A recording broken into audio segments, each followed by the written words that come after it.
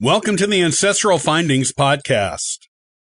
This mystery house in California is said to be haunted and built by a madwoman. But is this really the truth of the story?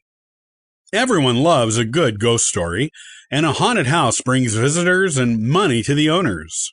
However, what was the real story behind this eccentric person and impossibly built house?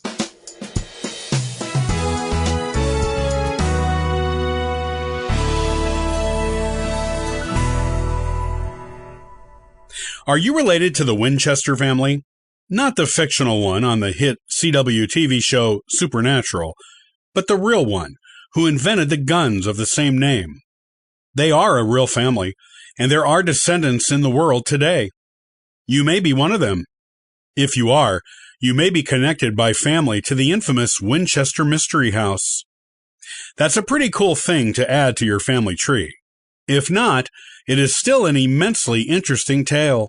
Here's what you need to know about this famous U.S. landmark in California.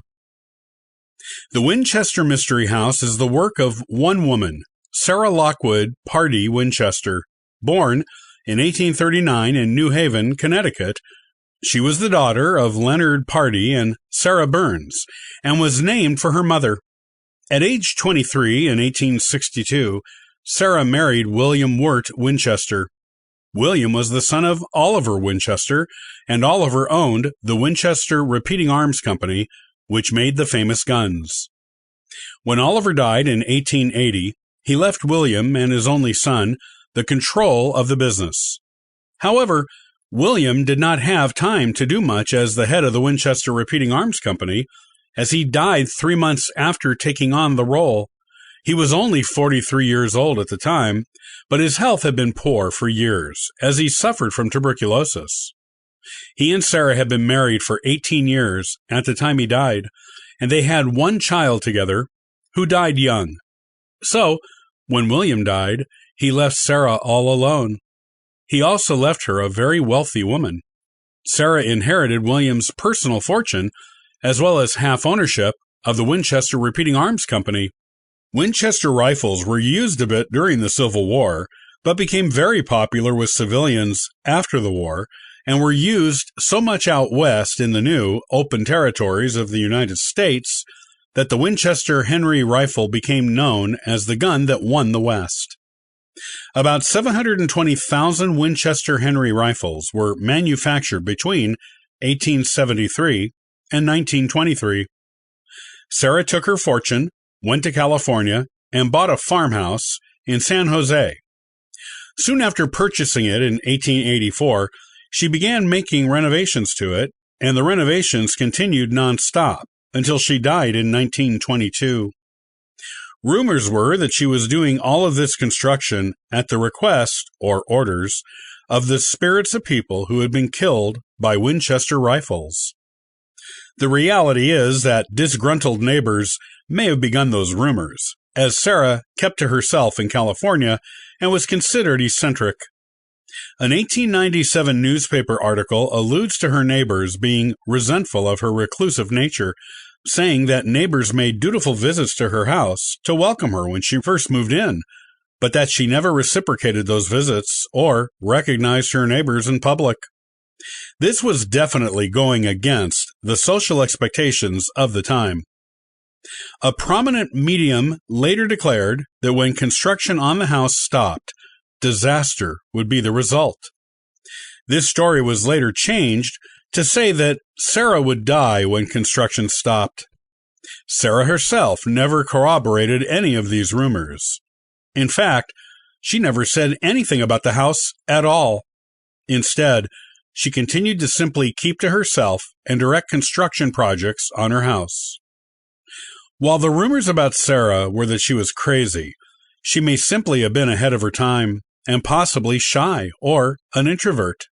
Or maybe she was just sad about the blows she had been dealt in life with all the personal losses and wanted something to occupy her time, which would make the construction a hobby.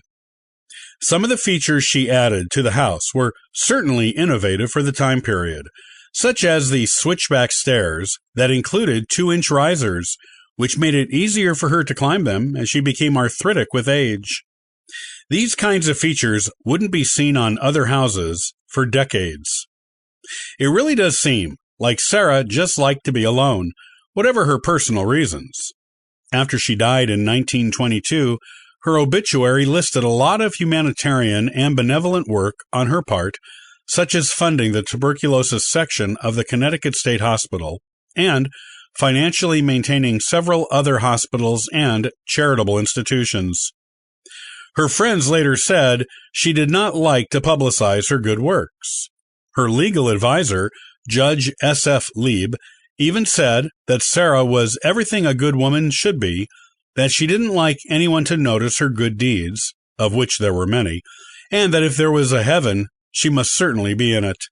Those are some pretty glowing words for a woman whose neighbors said she was crazy.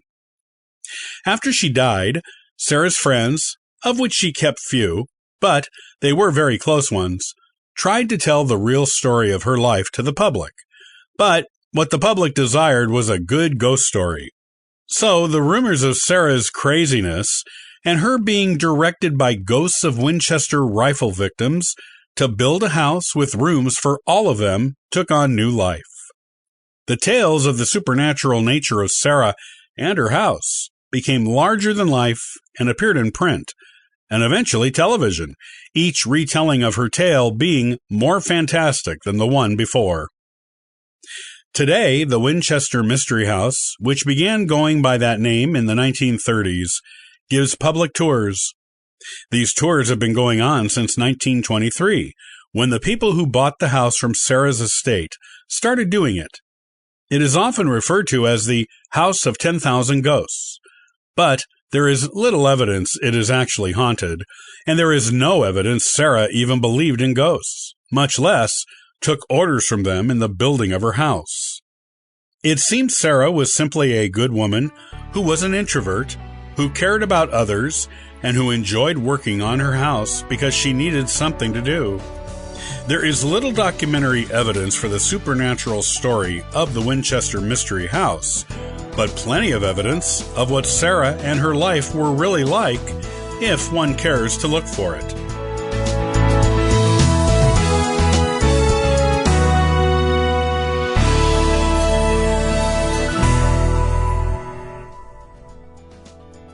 Thanks for listening to the Ancestral Findings podcast. Check out ancestralfindings.com for additional genealogical resources. Happy searching!